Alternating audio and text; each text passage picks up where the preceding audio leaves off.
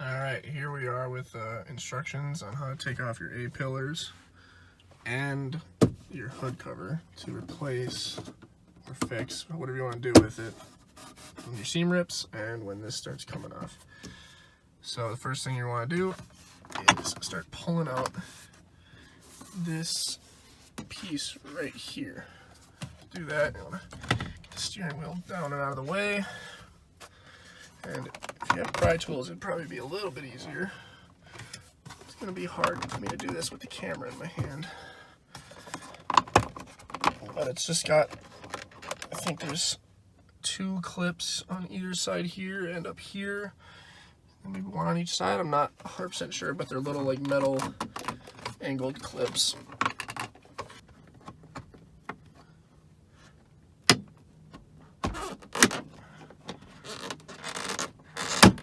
There we go. Got that side out. Now I'm gonna kind of maybe ruin this. If you get some plastic pry tools that you can like find at auto store pretty cheap, that's probably what you should use, not a metal screwdriver, but I don't have those right now, and I'm gonna be replacing this leather with suede, so I don't care too much if I dig into it. But I got this side loosened. There we go.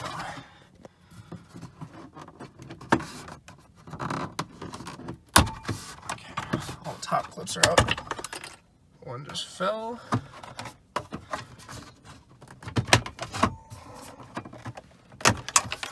Another 1 fell. Okay. So this is attached to that. Pull this up too.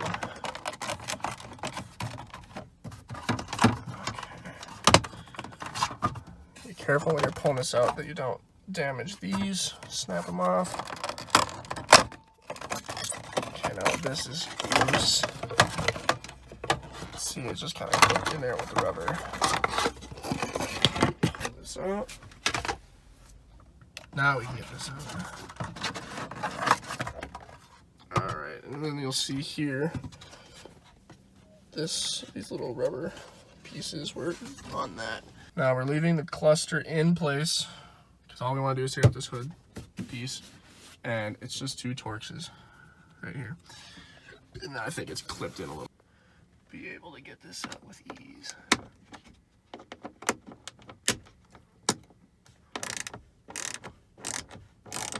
You can resort to using either a bigger screwdriver or Torx kit with a actual. Okay. It looks like I was mistaken. You look back here. There's another set of Torx screws. Alright, we're back. Got my extension piece. Harbor Freight sells great tools if you're not doing anything that requires any amount of force. I had to return many things to those guys. But I'll get a video here if you try to stabilize. I'm sorry about the poor quality, but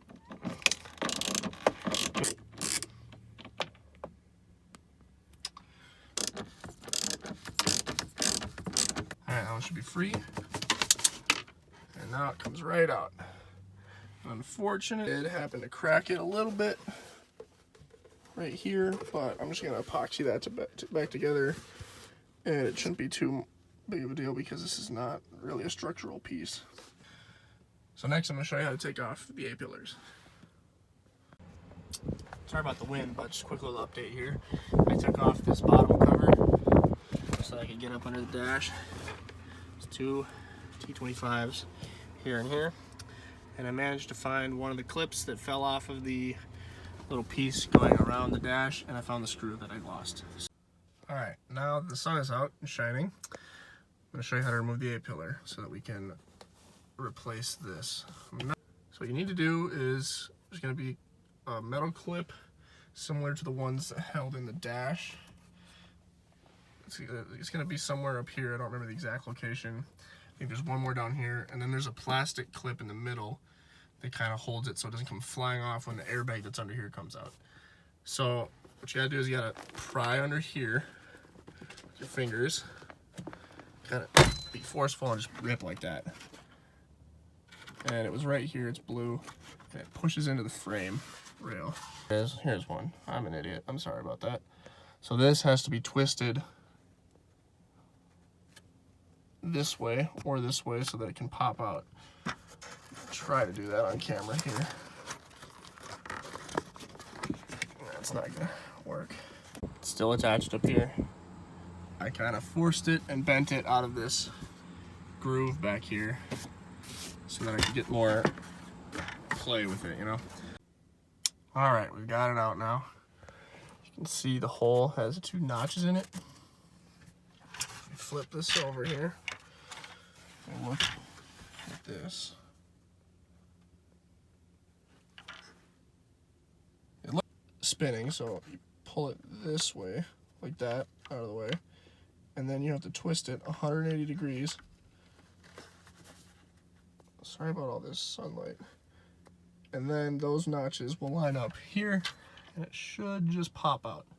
And do that side, it's the same thing. 3 pieces, just flipped. I'll take a quick video once I'm done, just describing what I did and showing you so you can see, and then should be good to go. Start working on recovering these.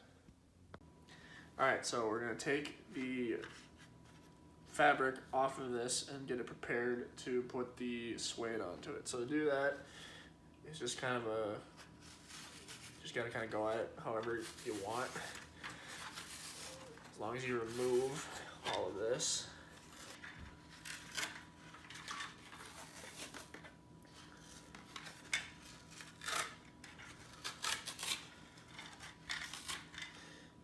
Now we still have all this like foam, and it's not the exposed plastic, so we want to try to get that off too.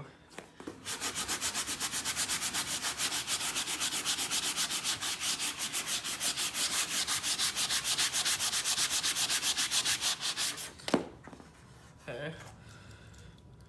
This is a pretty fine sandpaper, so it's not working as well as it could. I'm gonna try the file on this to see. I do use my adhesive in a can and spray on there. It has something to adhere to well, and there's not a bunch of weird lumps under the suede. So I'm gonna clean both of these up. I've got this one. I got the other one I gotta do here, and once I finish those, I'll restart it and get back to you. Good stuff.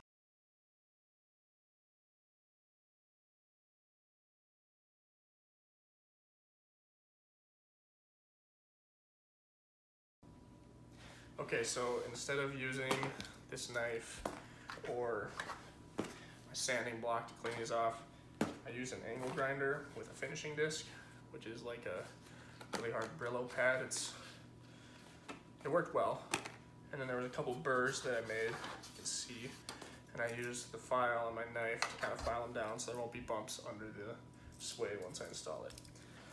Now, I have to take the leather off of this hood cover, and it seems pretty straightforward. It looks like it's just glued on there.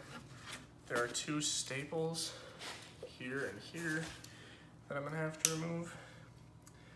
And when I was taking it out, I showed you guys that I cracked it. I epoxied that crack.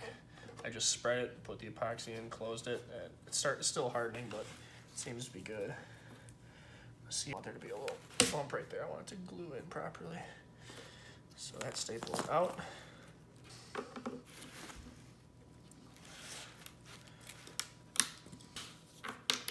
Okay, other staple is out. Now, get this edge first here.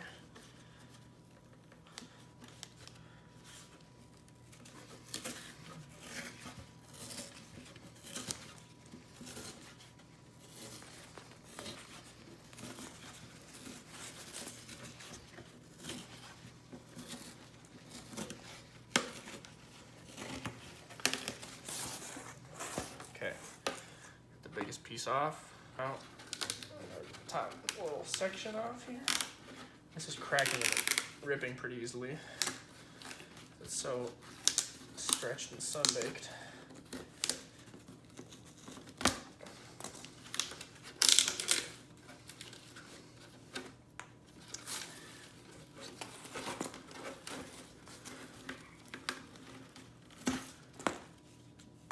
I'm just gonna rough it up with this, and I'm gonna use my file here.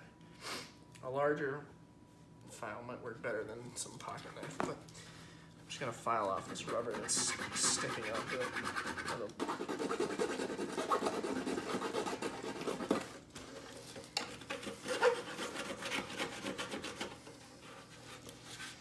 Okay, that's good for that. I'll just use this. Oh, it looks like I already cracked it where I epoxied it. I'll just have to epoxy the top half of it before I seal it up. Okay, now like I said, this isn't a piece that requires any strength, because all it does is just sit there. So I'm gonna re-epoxy it, and then I'll get back to you with me putting the skin on all of this stuff.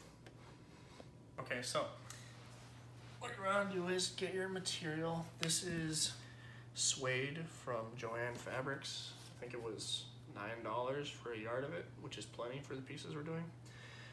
And you're gonna want to get some adhesive. I got high strength 3M 90. And you'll see how I use it. I've read the instructions. It's my first experience with it. So, but you pick the color you want. That's all preference. And then lay your piece out where you're gonna cover. And this, I think I can do it this direction. I'll have just enough. So what I'm gonna do is cut out this piece and get it all lined up.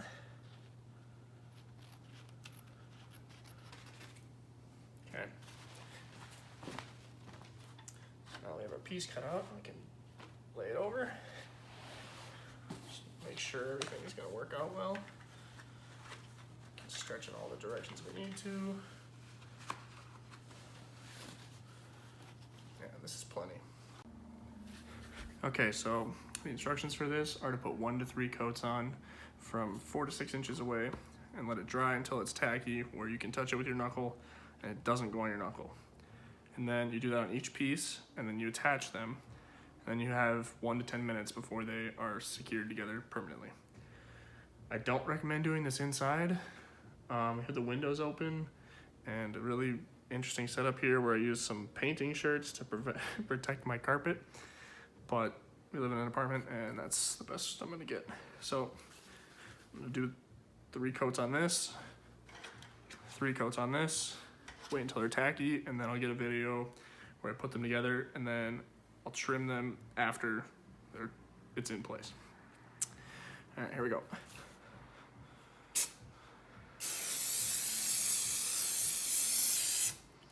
That's 3. Now I'll move this out of the way.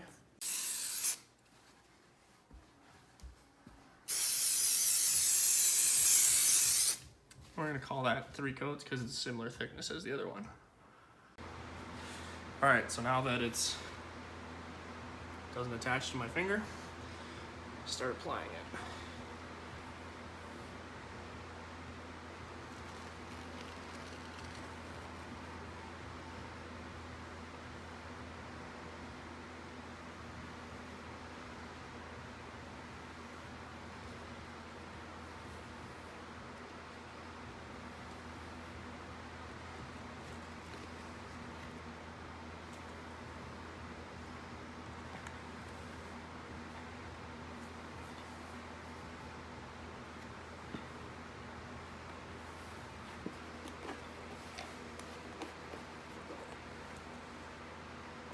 Okay, so now it's mostly on. It looks like we had a little bit come through right here. Got an air pocket. I have to kind of try to massage out if possible.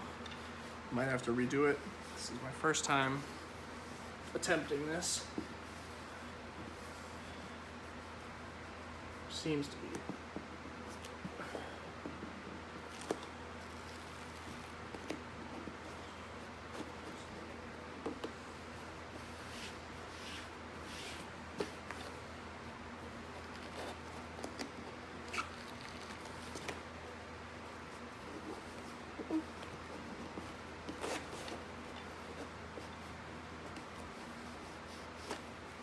I'm gonna do now is trim, so there's just a little bit for me to fold over, and then I'm gonna respray it all and fold it in on itself.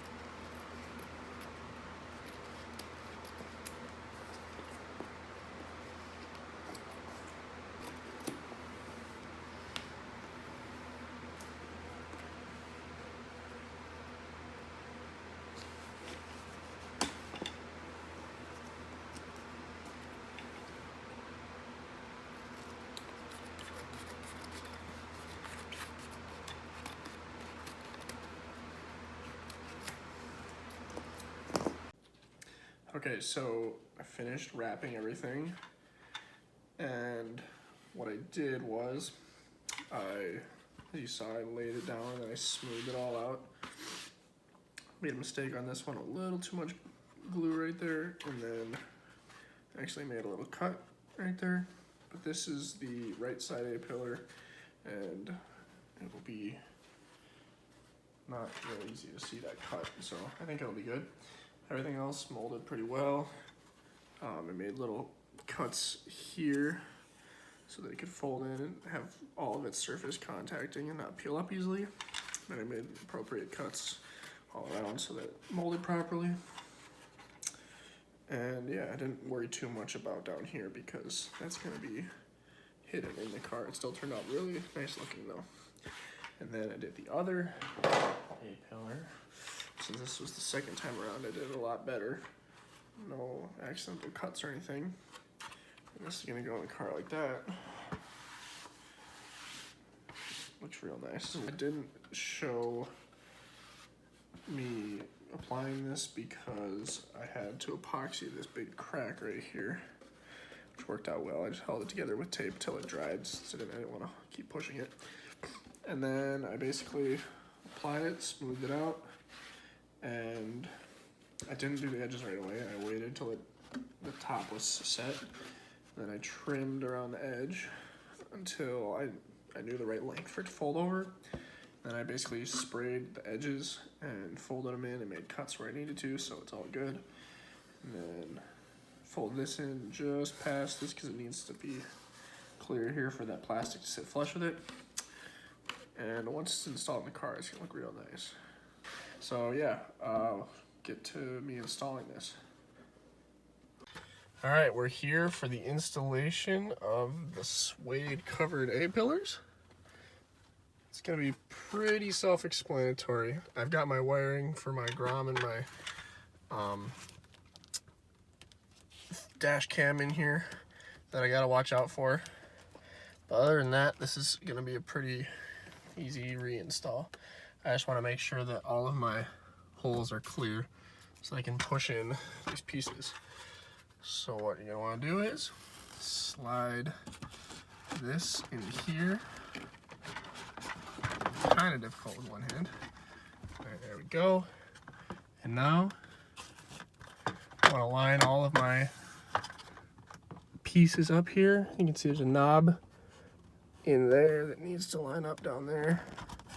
Get that all lined up. I'm going to set this down and you just got to kind of go by feel and push it in place. So, all right, now that it's pushed in place, it looks great. You're going to want to get this trim piece here on the other side. To do that, you can use a plastic pry tool or your finger, but just get under it and run it along the side of it. And there we go. Now that is the install of the Suede A-pillar on the left side. So now I'm going to install it on that side. So you want to insert this down at the base. Okay, and then make sure everything starts lining up.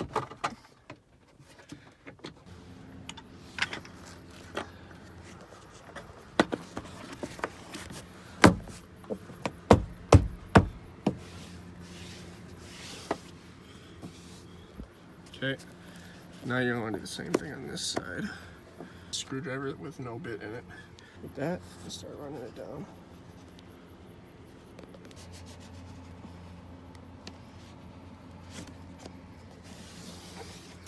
And there we go, that one's installed. Now we're gonna do the dash cover, hood cover. Okay, now this is gonna go in the reverse order that it came out. So let's put it in, kind of set it in halfway, and then just wedge it in there. All right, that looks good. Okay, now that this is all bolted in here, solid condition, we gotta put in this piece. Okay, so how I did that was I angled this straight down and then stuck it up into the steering wheel, kind of like this. And now I should be able to put in the frame piece. Oh, it's kind of self-explanatory, but you just gotta line everything up. Push it all together. Make sure this goes in. Make sure this is all pushed in properly.